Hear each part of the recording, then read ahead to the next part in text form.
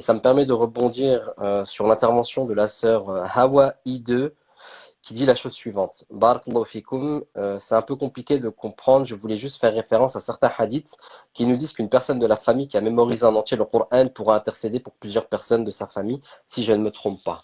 Est-ce que tu peux simplement répondre à ce commentaire et surtout expliquer la question de mémorisation du Coran par rapport à ça? ربنا يا ربنا ربنا يا ربنا ربنا يا ربنا ربنا يا ربنا ربنا يا ربنا. Ce qui est intéressant dans ce hadith et dans la majorité des hadiths qui sont mentionnés, en arabe, dans ce hadith-là, le prophète sallallahu alayhi wa sallam, il utilise le mot sahibul Qur'an. Sahibul Qur'an. Donc, sahibul Qur'an, euh, on peut le traduire littéralement par le possesseur du Coran ou celui qui a le Coran. Et nous, on traduit en français ou on interprète ça par celui qui a mémorisé le Coran. Mais quand on revient au texte religieux, Sahibul Coran, c'est pas celui qui a mémorisé le Coran. Et je répète, mémoriser le Coran, c'est très important et je ne suis pas en train de dénigrer ceux qui le mémorisent sans le comprendre, etc. Non. Ceux-là sont meilleurs que ceux qui ne font rien du tout. Parce qu'il y en a qui prennent certains arguments en disant bon, bah, moi, de toute manière, je préfère pas mémoriser le Coran parce que ceux qui le mémorisent sans le comprendre, ils n'ont pas les meilleurs mérites. Non, mais ils ont beaucoup de mérites également. Donc là, je tiens vraiment à mettre un, un point d'honneur sur ça. Celui qui mémorise le Coran, déjà, il a un lien avec le Coran.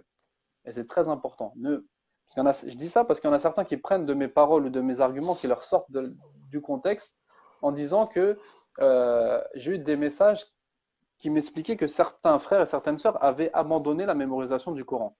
Et là, je leur ai envoyé du mail directement.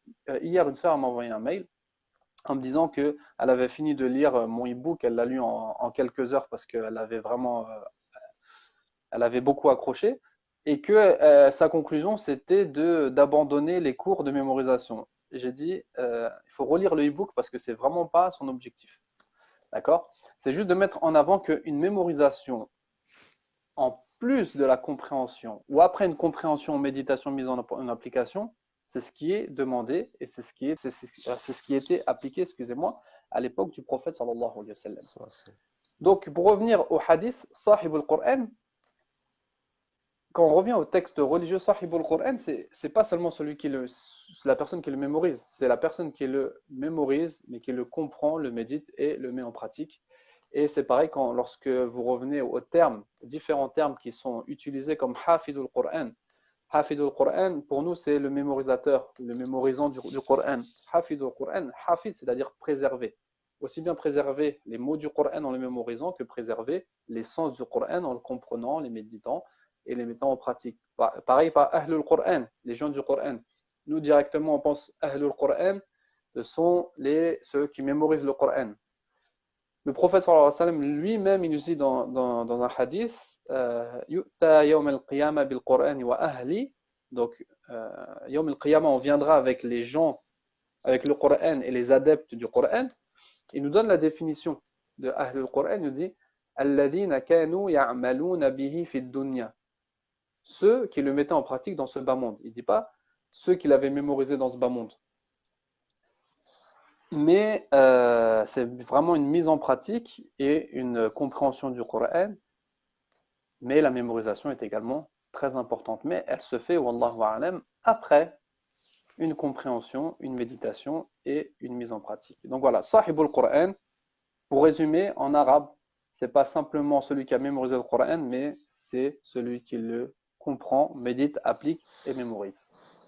Allahu a'lam. J'en profite également pour vous indiquer en commentaire que Abdel Karim a un e-book gratuit qui est super bien fait. Il fait combien de pages? 80 pages à peu près. Ouais, Allah barak. Et je vous mets en commentaire le lien directement pour que vous puissiez vous le procurer.